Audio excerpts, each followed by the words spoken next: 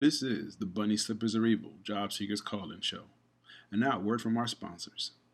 Evil Bunny Consulting is the job search alternative to expensive outplacement. For more information, go to bunnyslippersareevil.com. Let 3dresumes.net turn your resume into a web page with a customized domain for 12 months for only $30. Help hiring managers and recruiters find you and make your resume available 24/7 and get a free professional email address just for your job search. You can see my online resume at tyronegriffin.com, and to get your own, go to 3dresumes.net. If you are thinking or about to look for a job in today's world, you will find a new reality in the job search process. The world has changed. Job search today is much more complicated than 5 years ago. Volumes of resumes, more applicant screening systems, depersonalized applications, panel interviews, team hiring, long, complicated applications, branding and social media. Yes, the world has changed. But have you? Are you still trying yesterday's approach? Why struggle and miss out on today's opportunities? Career Oyster is here to help. Great coaches, the latest resources, unique strategies, person tailored to your job search. Find out the new reality and how you can prevent costly mistakes. To register for a free 45-minute private lesson with Howard Caddy, go to careeroyster.com. Find the facts now. You'll be glad you did. Remember their motto, the world is your oyster, be the pearl.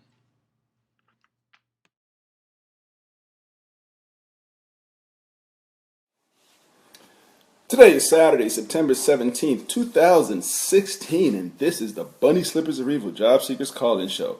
I'm Tyrone Griffin, and if it's 3 p.m. and you have on your bunny slippers, you are not looking for a job.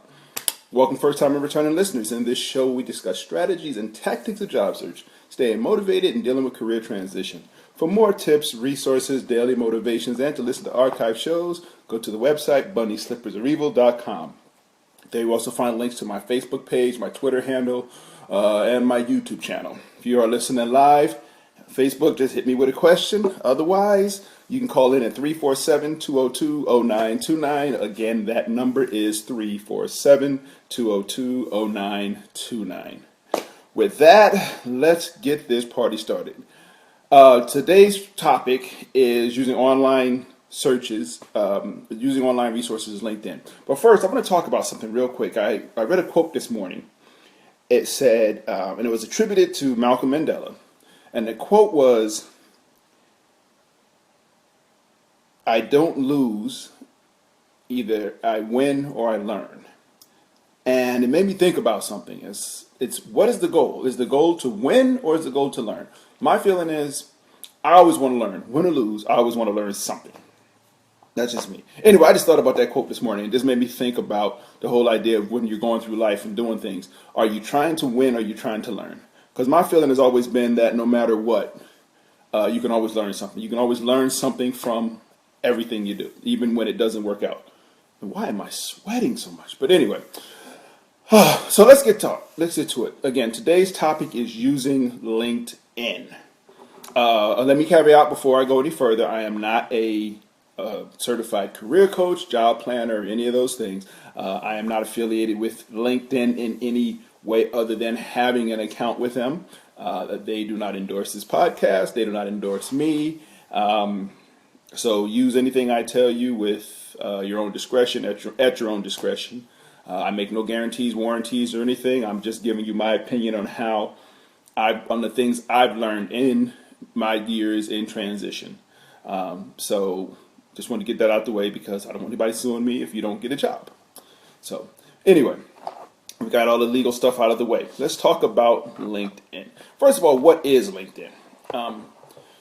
People have I think some people have just don't know what it is. And the best thing I can say is I consider LinkedIn to be Facebook for grown folks. Okay, you do your networking. You can share articles, you can share quotes and things like that, but it's not necessarily, you don't see many people sharing the news, the scores for different games. You don't see that on LinkedIn, but you see people sharing articles about business or, different ideas with that. So, but LinkedIn is a way of networking. I don't know how many users it has right now. I would imagine upwards of about 100 million. It's worldwide, it's global. It's just a networking platform. But for job seekers, it's essential, in my opinion. I have gotten interviews through LinkedIn. For interviews, I got jobs. So started with LinkedIn because I had a profile on LinkedIn. That does happen. Um, so next week we'll talk about using things like Monster and things like that. But this week we're just going to focus on LinkedIn. So what LinkedIn is, it's free, which is a great thing. So you don't have to worry about paying for it. There is a paid service they offer as well, which gives you some more bells and whistles. I personally don't use the paid service, but if you choose to use it, you use it. But it's a great tool, and the thing about it is, I always say, your job search tool bag has a lot of tools in it. That's what the goal is, to have a lot of tools in it. Okay. LinkedIn is one of them. Your resume is one of them. Your business cards is one of them. Your networking is one of them. All these different things are part of the tools. LinkedIn is one of the tools. I think it's a very important tool because you can kind of make it the central tool and branch everything else off of it. Now, getting started with LinkedIn, you create a profile. What do you put in your profile? The simplest thing is just to post your resume. You can it takes some time. The first time you set up, it might take you a half hour, 45 minutes. It's worth it, trust me. You put your profile, you put the sections from your resume. You just, this job, boom, copy, paste, boom, this job, copy, paste. And you put it into the different sections in LinkedIn. And boom, you're using your resume. Now you have a profile. That's simple. It is that simple. Now, that's what I call level 1. Basic, my name is out there. If somebody looks for me, boom. You can post a picture on your profile, which, let me explain something. There's a difference between the picture you want to post on LinkedIn and the one you post on Facebook. Your Facebook picture your profile picture might be you hanging upside down in Cabo San Lucas drinking from a bong. Hey, that's your thing. Facebook, you want to try to be professional. Now, does that mean you should go out and put a suit on and tie? Well, if you can, you can. But if you can't do that, go outside.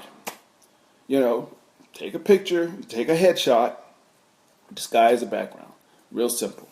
I've seen some of the craziest LinkedIn pictures. A lot of people don't post LinkedIn pictures. That's their, they don't want to post a picture. That's, I can't help you. This is their choice. I have a picture because I think I'm a good looking guy, but I have a picture. But some people choose not to. That's just how they roll. I've seen some of the craziest things. I've seen a picture of Gumby, the green guy. Yeah, somebody posted that. It's like, oh, that was really funny, cute for about 3 seconds. I've seen, okay. You love your boyfriend or girlfriend. That's, good for you. Good on you. A picture of you and him or her or them hugged up for your LinkedIn profile, that's not a good look. Okay, that's not a good. It was cool on your Facebook profile. It's not a good look because the thing about LinkedIn, the people that are looking at your LinkedIn profile are most likely people who are working or who have an opportunity to hire, who have an opportunity to be aware of positions, who are people that you can network with from a professional perspective, from a job perspective. Okay. You and your girlfriend, boyfriend, both of them together, threesome, however you want to do it, that's not a good look for LinkedIn. It's not a good look. So I believe LinkedIn now gives you actually an email address as well. So that's good, but you got to go through LinkedIn to read your mail.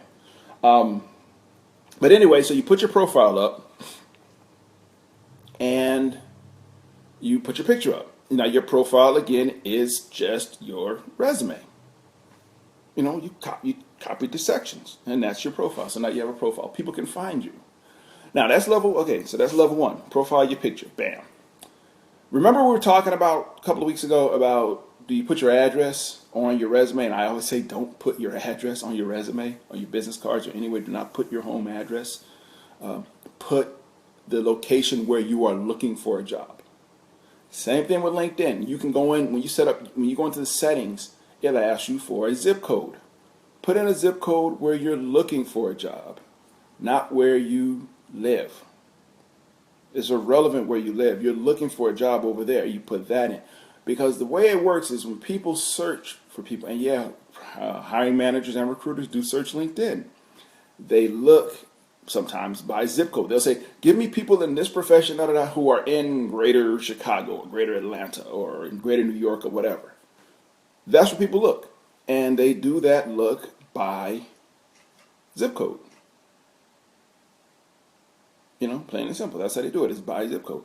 If you have a zip code in there that's your home zip code, but I'm looking for a job there. Well, they don't know that. The only way they can know where you're looking for a job is if you put in a zip code where you're looking for a job. It's easy to find. You just do a Google search on zip codes for whatever city you want.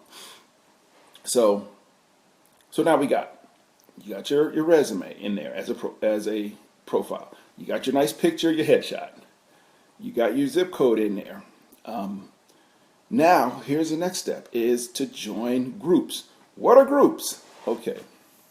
Groups are just what they sound like. They're collections of people. There are tons of groups in LinkedIn. Why would you want to join a group? I'm glad you asked that question. Groups are set up in a variety of ways. You can start a group. There are groups of just job seekers in this industry. There are groups of working people in this industry. There are groups of all kinds of things.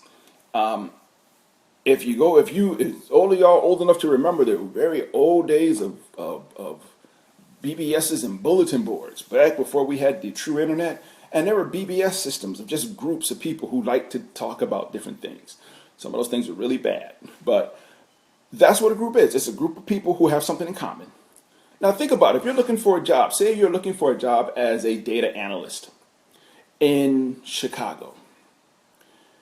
Find groups of data analysts. Well, why would you do that? Well, I'm glad you asked. You would do that because those people would know where the jobs are. They're already in the industry. Not only that, that's one reason they know where the jobs are. Number two, if you want to try to find a job in Chicago or Atlanta, Los Angeles, New York, wherever, find somebody in that city doing that job. Why? Because now you got an in. So now if you find a job at a company, say for example, you find a job at company X in Chicago, and now you want to network with somebody, because the thing is, the system is set up for you to do it. The systems are set up, but you don't want to blindly just submit a resume online. You don't want to do that. Let me say, you don't want to just do that. Okay? Everybody does it. Oh, I see a job post for it, let me apply for it. The savvy job seeker then tries to find somebody in that company that they can talk to. Okay? They try to find somebody who can give them an in, who can say, hey, you know what? I saw that job posted. Yeah, I know what that job is. I work in that department. It was my coworker who just got promoted to whatever, or they left, or they got arrested, but they're gone. And I know the manager. Tell me about your background. Oh, da. Oh, really? Tell you what, send me your resume. Let me go give it to the manager. Bing! Okay, that's what you're looking for. Now, why would somebody do that for you? Because a lot of companies still have bounties, they call them. They have all kinds of referral programs. So if somebody finds, you connect with somebody and they're like, man, your resume is off the chain. You are perfect for this position. Give me your resume. Let me give it to the hiring manager. Let me give it to HR. Because if they bring you in and you get this job, I'm going to get $500. You're happy. I'm happy. All's right with the world. Okay? That's why you want to connect with people. And why would businesses, think about it. Why would businesses give a bounty to employees to bring in potential employees? It makes their job easier. Plain and simple. It's referrals. Think about how referrals work. Think about when you got your roof done or whatever, and the company put a sign in your front yard and said, Joe Schmo Roof Repair. Why do they put that sign there? Because they wanted other people to see it driving by. Now, the guy down the street might need his roof repaired. He's like, man, I need my roof repaired. Hey, look, let me call that company. They do roofs. Bam. It's all about referrals. So work that system. If you see a job you want in, wherever you see it, regardless if you see it on LinkedIn or you see it on one of the other social sites, try to find somebody in that company. And one of the easiest ways to do it, I mean, you can just call the company up and just start asking for people and, knock yourself out. But one of the easiest ways to do it is through LinkedIn, because you can do searches. You can search. We'll get to searches in a minute because searches are off the chain. But you can search for somebody in a certain company in a certain city. Okay, once you learn how LinkedIn's search algorithm works, you can really do some stuff. Okay, you can really do some seriously specific types of searches. Okay, so what I was originally saying was, why would you want? That's why you'd want to connect with somebody in those cities, because the people in those cities can help you network into a job. It's a win-win. The company saves a lot of time and money going through different recruiters if they find that one resume. Yeah, maybe they would have found your resume anyway, but they probably would have paid this recruiter or that recruiter a lot of money to bring you in. Okay, if they got their employee, hey, we'll give him $300 or $500 for this person he brought in because this person is off the chain. Then boom, you have a good, you have win-win for everybody. Okay, so talk about what is it. How does it relate to your resume? Again, you use your resume. If you did your level 1 profile, you did your resume on, you posted your resume on LinkedIn by copy and paste. So it's a direct reflection of your resume. Now, this is where you can take it to the next, one of the ways you can take it to the next level. Remember we talked about having your core competencies?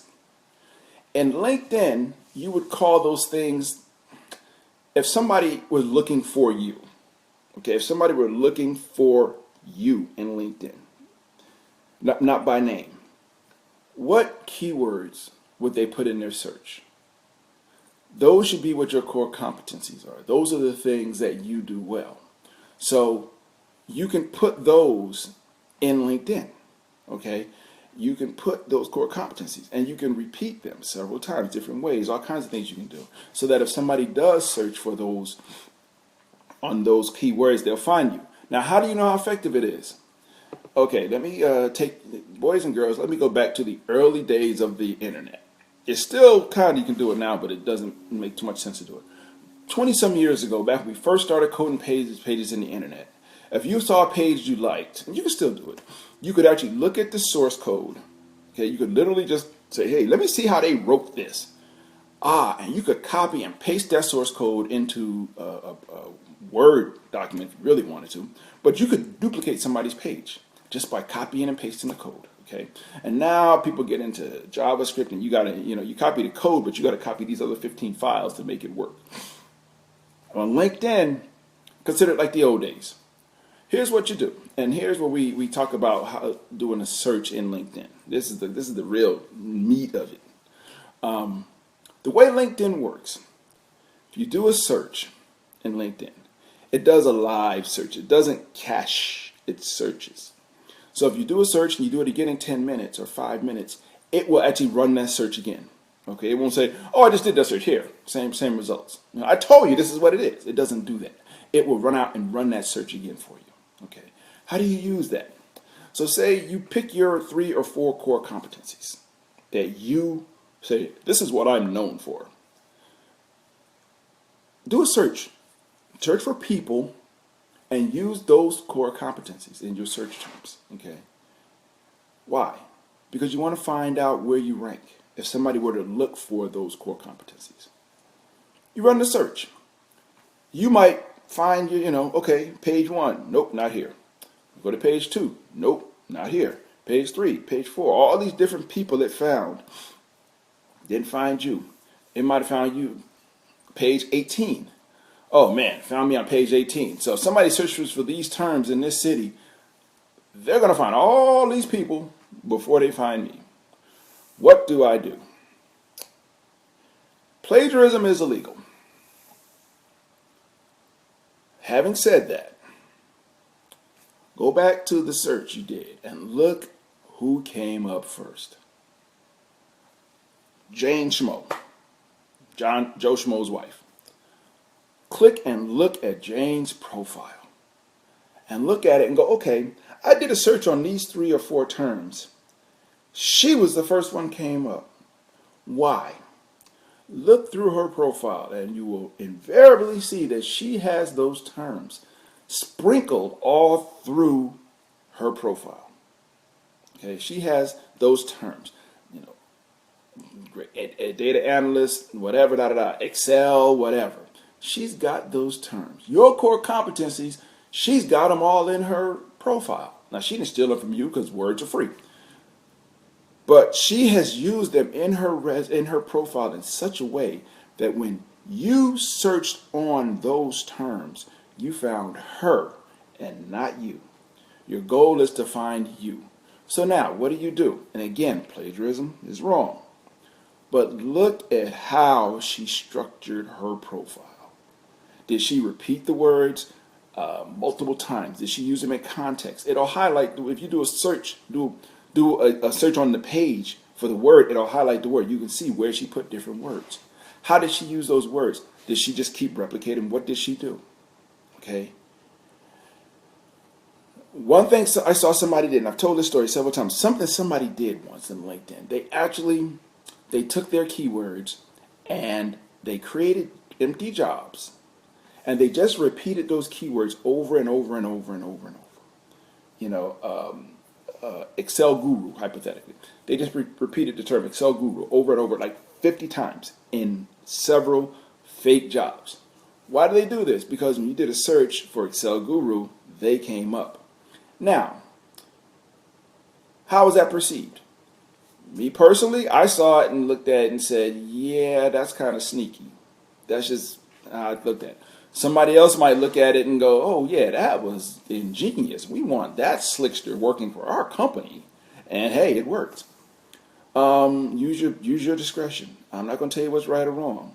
You know, you get a job. Hey, you know, if you had to go pet somebody's cat. Hey, Penny, Liberty Street in the house. If you had to, whatever you had to do, you had to do. Okay. But anyway, so getting back to the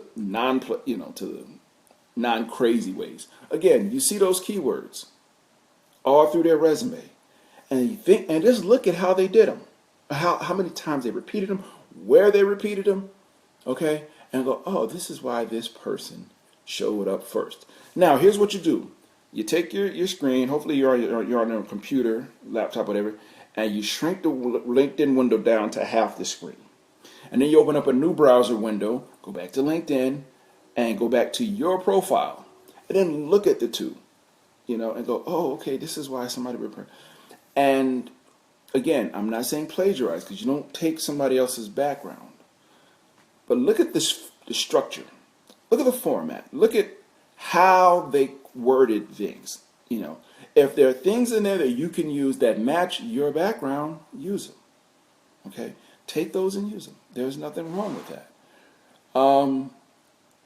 Do that. Match their style. But again, not saying take somebody else's background and experience, but look at how they structured their page and structure yours in a similar way. Okay, and after you spend a little time doing that, maybe 15, 20 minutes, go back and run the search again. On the other window, keep your window open if you want, but on the window with their profile, go back, hit the back button, and go and run your search again on the same terms. And yeah, they'll probably come up first again. That's fine. But look at where you came up. Now, maybe the first time you came up on page 6. This time you're on page 3. Okay, we're getting there. Okay, all right. So repeat the process. Go back to their page. Look, if you didn't say, okay, I've done everything I can from this page, go back and look at who came up second, who came up third, and look and see what consistencies they have with that first person. Okay?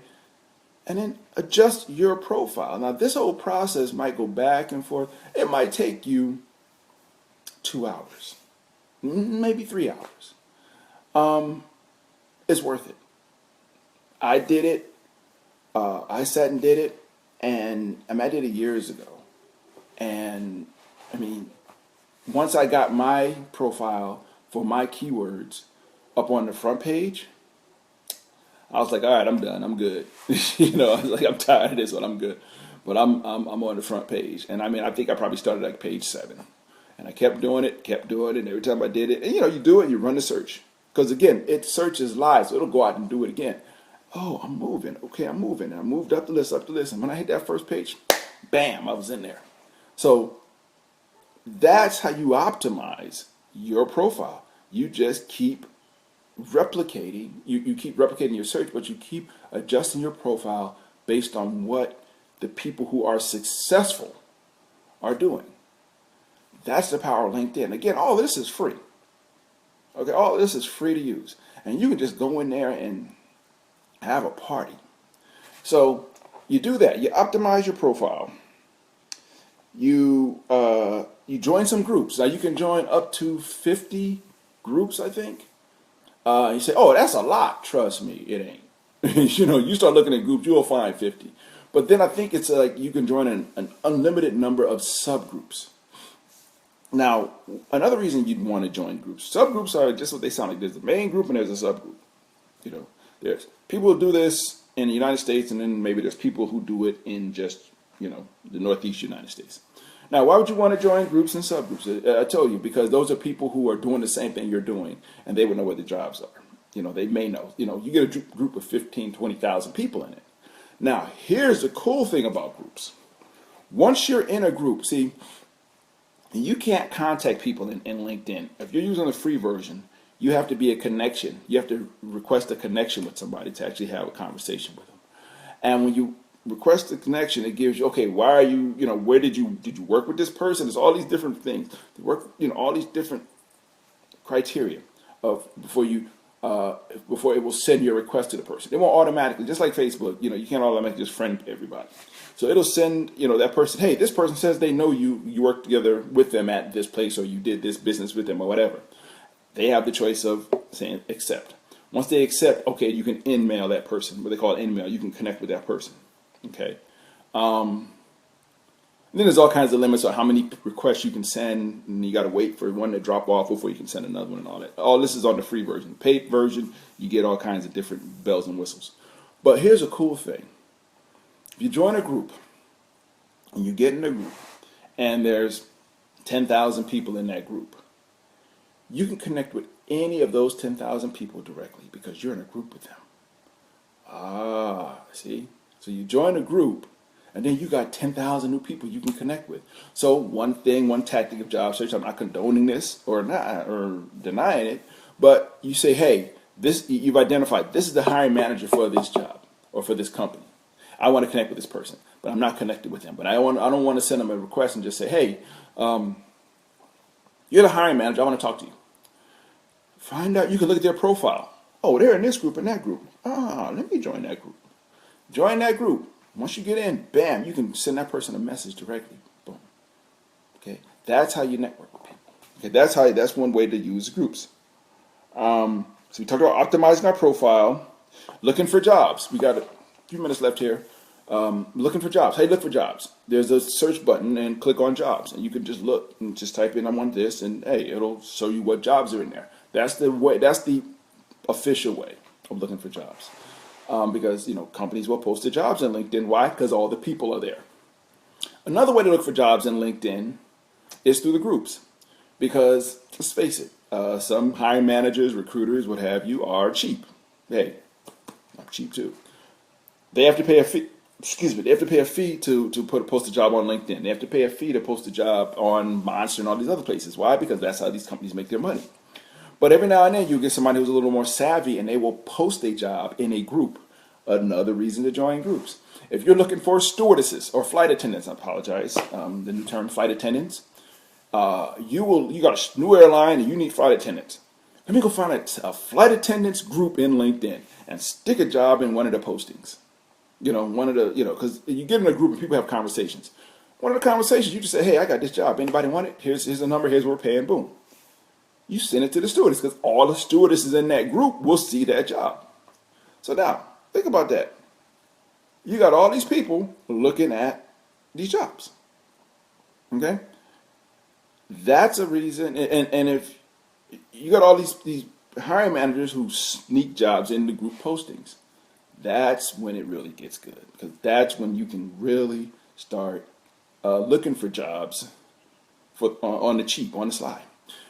Biggest thing I want to say before I get out of here: LinkedIn, being on LinkedIn does not mean that you're looking for a job. So don't worry about, oh, my employer saw me with a LinkedIn profile. Man, I've connected with bosses, while I was on LinkedIn. Okay, everybody's on LinkedIn. It's not seen as, oh, you're automatically looking for a job. It just means that you're savvy about your career.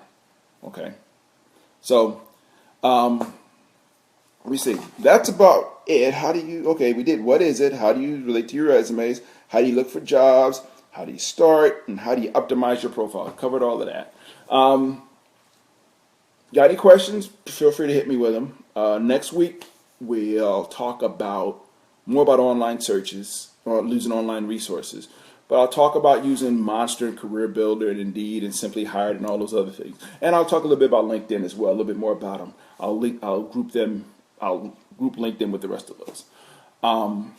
As always, people, I appreciate your time. I appreciate you logging here to Facebook Live. I appreciate your patience. I appreciate you not sending me like, dude, shut ups, because that would suck. But anyway, with that, we're about done. Got no questions pending. Hope you enjoyed it. Hope you got some good information. And we will talk again next week. Take care, folks, and have a blessed week. Take care. Bye-bye.